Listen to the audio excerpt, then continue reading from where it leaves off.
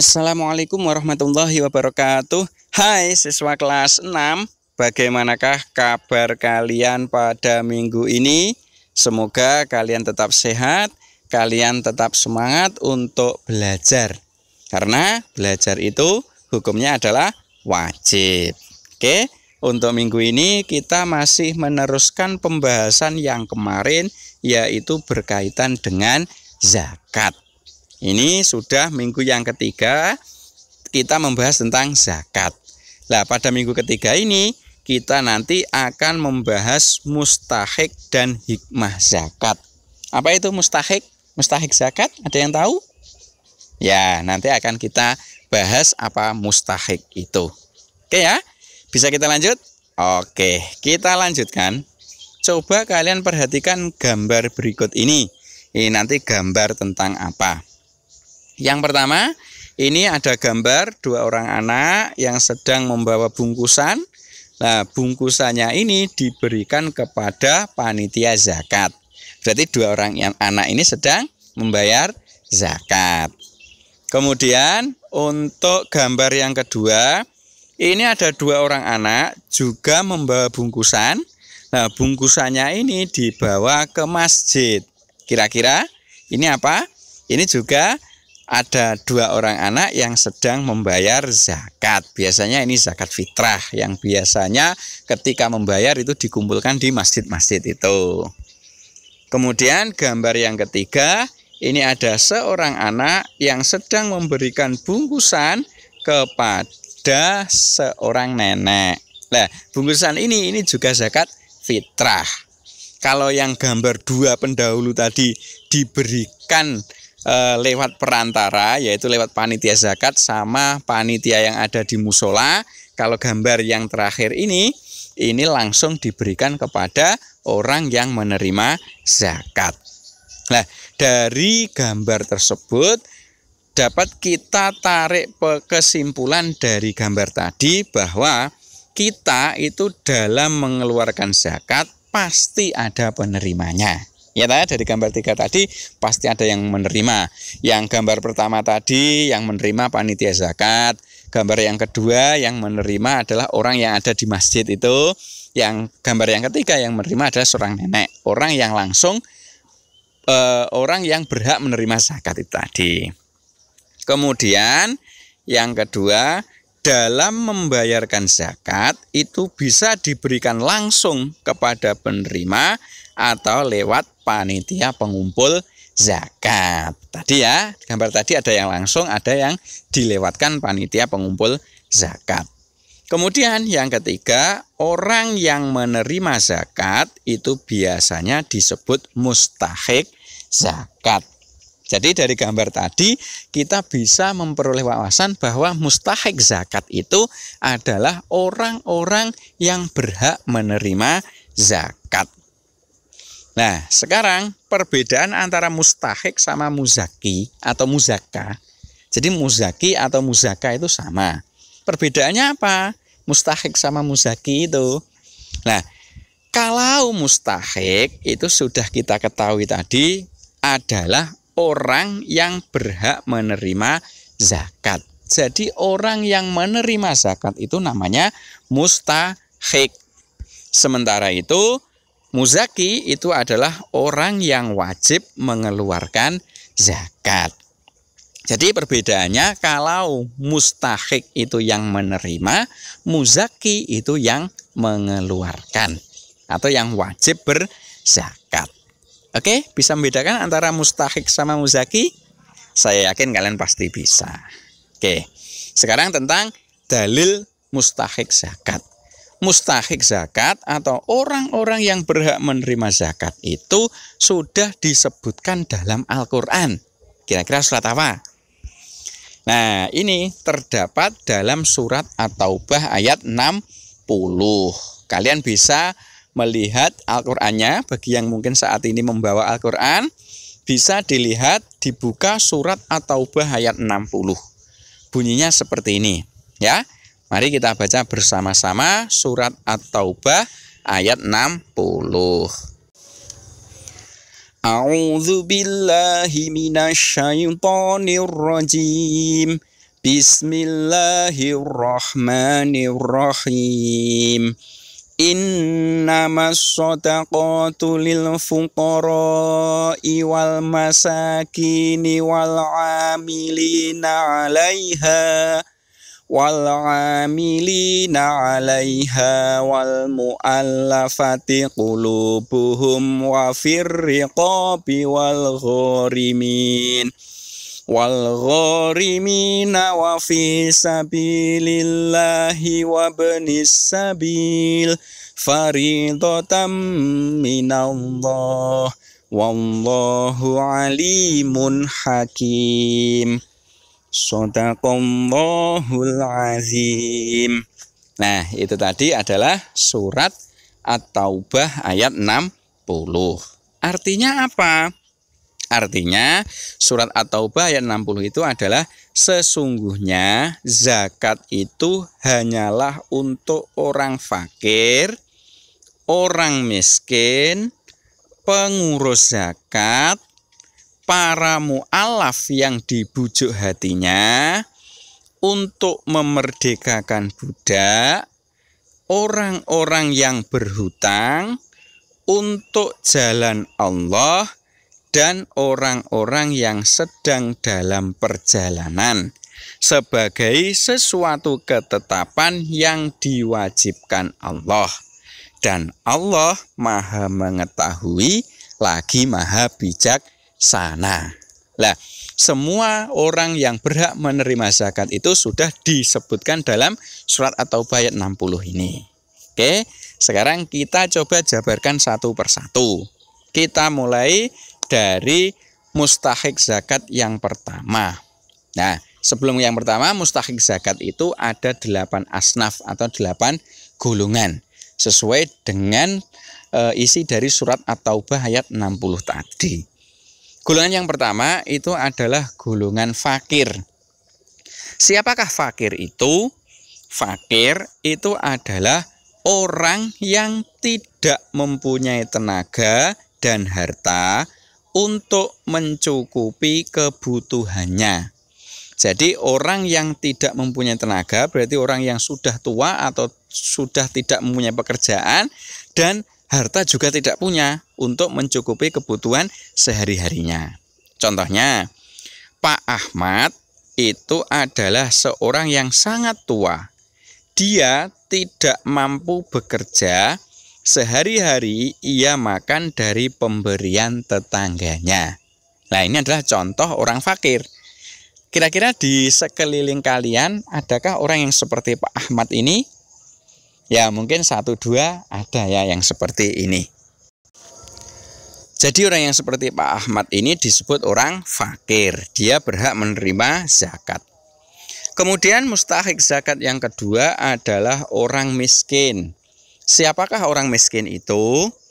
Orang miskin itu adalah orang yang penghasilannya tidak bisa mencukupi kebutuhan sehari-hari. Jadi hasil dari dia bekerja itu tidak bisa untuk mencukupi kebutuhan hidupnya. Contoh, Pak Nur itu bekerja sebagai buruh tani. Setiap hari penghasilannya Rp20.000, tetapi pengeluarannya itu Rp30.000. Jadi kasusnya Pak Nur ini dia itu mempunyai pekerjaan, yaitu bekerjanya sebagai buruh tani. Tapi penghasilan sebagai buruh tani itu tidak bisa mencukupi kebutuhannya sehari-hari. Penghasilannya hanya Rp20.000, sementara pengeluarannya ada Rp30.000. Lah, orang seperti Pak Nur ini disebut orang miskin. Ada di sekitar kalian orang yang seperti Pak Nur ini? Saya kira masih banyak ya orang-orang yang seperti ini. Lah, orang seperti Pak Nur ini disebut orang miskin dan dia berhak menerima zakat. Bisa kita lanjut? Oke, kita lanjutkan. Penerima zakat atau mustahik zakat yang ketiga adalah amil. Kalian tahu siapakah itu amil? Amil itu adalah orang yang diberi tugas untuk mengumpulkan dan membagi zakat yang telah diberikan oleh muzaki. Jadi amil ini tugasnya adalah mengumpulkan dan membagi zakat dari muzaki. Nah, orang ini tidak mendapatkan upah dari siapapun. Jadi dia tugasnya mengumpulkan, setelah mengumpulkan kemudian membagi zakat itu kepada orang-orang yang berhak. Itu namanya muzaki. Contohnya adalah Pak Rahmat mendapatkan tugas dari pemerintah untuk mengumpulkan dan membagi zakat di Desa Sukamakmur. Nah, ini adalah contoh amil. Jadi Pak Rahmat itu mendapatkan tugas dari pemerintah, ada surat tugasnya agar mengumpulkan dan membagi zakat terhadap orang-orang yang ada di Desa Sukamakmur. Ini adalah contoh dari amil. Kemudian yang nomor 4, orang yang berhak menerima zakat itu adalah rikob. Siapakah rikob itu? Rikob itu adalah budak atau hamba sahaya. Maksudnya budak itu adalah budak yang akan dimerdekakan jika mampu membayar. Jadi di sini bukan hanya budak saja, tetapi budak yang sudah dijanjikan oleh majikannya, jika kamu mampu membayar, maka kamu akan saya bebaskan. Itu namanya rikob. Nah, rikob ini untuk saat ini di negara kita Indonesia itu tidak ada, ya. Jadi ini sekedar pengetahuan saja. Contohnya, Fulan itu adalah budaknya Zaid. Fulan itu akan dimerdekakan oleh Zaid jika Fulan mampu membayar uang tebusan kepada Zaid. Jadi Fulan itu posisinya sebagai budak, dia nanti akan dimerdekakan oleh Zaid jika Fulan itu mampu membayar sejumlah uang kepada Zaid. Nah, Fulan inilah namanya rikob. Dia berhak untuk menerima zakat. Tapi saya ingatkan sekali lagi, untuk budak itu di negara kita Indonesia untuk saat ini tidak ada. Oke ya, itu nomor 4. Sekarang mustahik zakat yang nomor 5 itu adalah mu'alaf. Siapakah mu'alaf itu? Mu'alaf itu adalah orang yang baru masuk Islam dan imannya masih lemah. Nah, jadi mu'alaf itu orang yang baru saja masuk Islam yang imannya masih lemah. Nah, diharapkan ketika nanti diberi zakat itu imannya tambah kuat. Jadi mu'alaf itu orang yang dulunya non-Islam kemudian saat ini masuk Islam. Contohnya ini, pada mulanya Yusuf itu beragama non-Islam. 1 minggu yang lalu ia masuk Islam ditandai dengan mengucapkan syahadat. Jadi Yusuf ini berarti seorang mu'alaf, orang yang baru saja memeluk agama Islam. Dia berhak untuk menerima zakat. Tujuannya ketika nanti diberi zakat, maka Yusuf itu keimanannya semakin tambah kuat. Itu namanya mu'alaf. Kemudian orang yang berhak menerima zakat yang nomor 6 itu adalah ghorim. Siapakah ghorim itu? Ghorim itu adalah orang Islam yang terlilit hutang dan tidak mampu membayarnya. Jadi orang Islam yang berhutang dan dia itu tidak mampu membayar. Tentu hutangnya di sini hutang yang bukan untuk maksiat. Misalnya ya hutang untuk kebutuhan sehari-hari atau hutang untuk mungkin membangun masjid dan lain sebagainya. Contohnya Pak Salman itu di PHK dari tempatnya bekerja. Sehingga karena Pak Salman itu di PHK, untuk mencukupi kebutuhan keluarganya, ia berhutang kepada tetangganya. Nah, Pak Salman ini merupakan contoh ghorim, orang yang mempunyai hutang, hutangnya ini digunakan untuk mencukupi kebutuhan hidupnya. Kenapa untuk mencukupi kebutuhan hidupnya kok berhutang? Karena Pak Salman ini baru di PHK. PHK itu pemutusan hubungan kerja alias dipecat dari perusahaan. Dia tidak bisa bekerja lagi. Itu namanya ghorim dan dia berhak untuk menerima zakat. Kemudian mustahik zakat yang nomor 7 adalah sabilillah. Siapakah sabilillah itu? Sabilillah itu adalah orang yang berjuang di jalan Allah dalam rangka menegakkan ajaran Islam. Jadi sabilillah itu merupakan orang-orang yang berjuang di jalan Allah.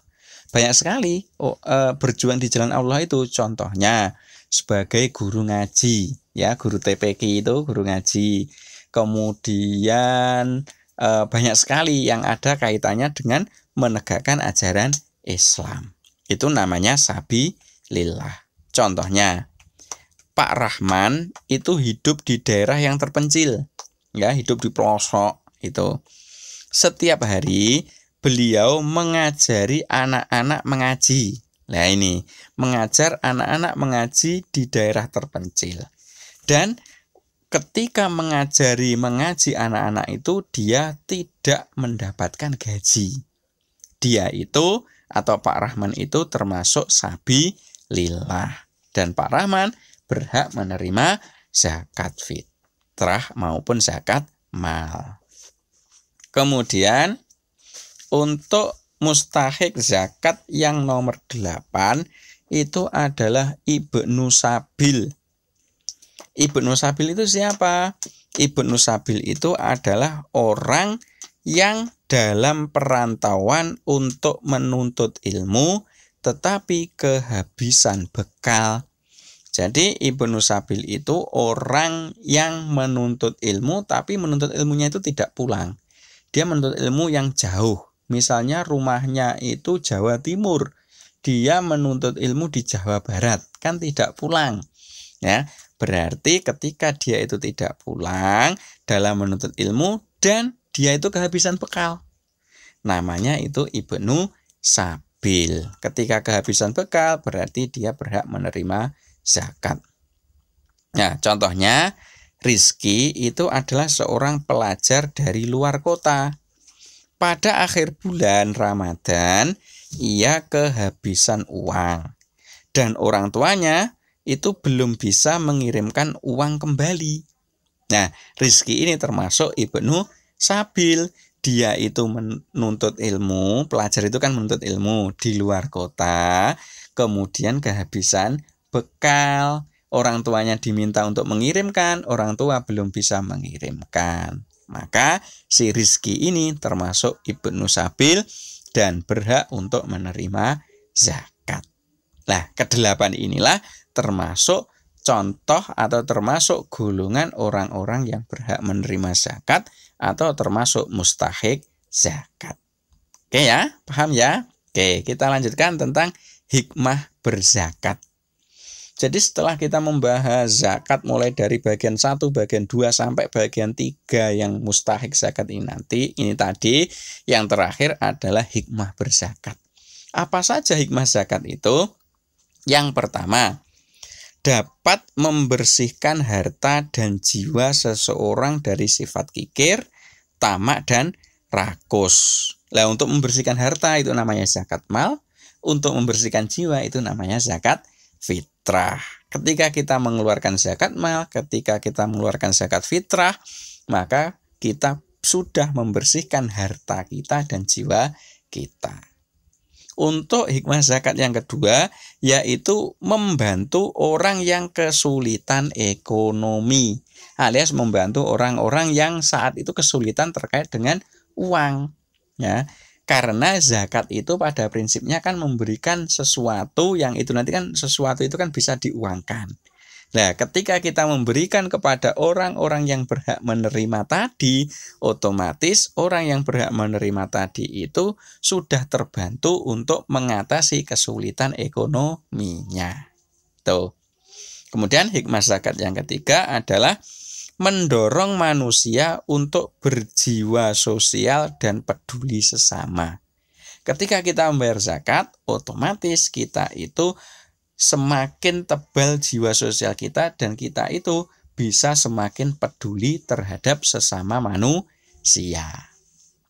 Kemudian hikmah zakat yang keempat, mendorong manusia untuk bersikap jujur dan tanggung jawab terhadap hartanya.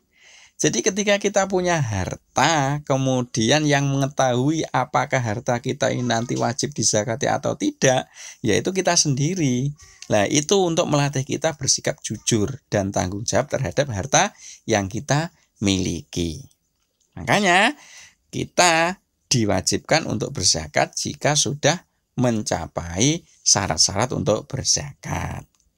Kemudian hikmah yang kelima adalah mengingatkan kita bahwa harta itu hanyalah titipan dan di dalam harta itu terdapat hak orang lain. Jadi dengan zakat itu kita akan ingat bahwa ternyata harta yang saya miliki ini hanyalah titipan dan suatu saat pasti akan diminta oleh yang menitipi. Nah, titipan itu juga terdapat hak orang lain. Makanya agar bersih titipannya itu, hak orang lain yang ada di harta kita itu harus kita ambil, kita berikan kepada orang lain tersebut. Kemudian hikmah zakat yang keenam adalah menyempurnakan keimanan orang Islam. Dengan kita membayar zakat, berarti kita sudah memenuhi rukun Islam yang ketiga. Yang pertama adalah syahadat, kedua sholat, ketiga zakat. Kemudian hikmah zakat yang nomor 7 adalah dapat mempererat tali silaturahim atau tali persaudaraan. Dengan kita mengeluarkan zakat, berarti hubungan kita dengan orang-orang yang ada di sekeliling kita itu semakin bagus karena kita menolong orang yang membutuhkan itu tadi. Hikmah yang ke-8 adalah harta orang yang berzakat itu akan terus bertambah. Ya, jadi kalau kita itu berzakat, otomatis kita itu mensyukuri nikmat. Kalau kita mensyukuri nikmat, janji Allah, nikmatnya pasti akan ditambah. Seperti itu. Kemudian hikmah yang nomor 9 sebagai bentuk rasa syukur kita kepada Allah. Karena kita sudah diberi harta, maka salah satu bentuk rasa syukur kita yaitu dengan membayarkan zakat. Oke ya, itu hikmah berzakat. Sementara itu, semoga ada manfaatnya. Saya akhiri. Assalamualaikum warahmatullahi wabarakatuh.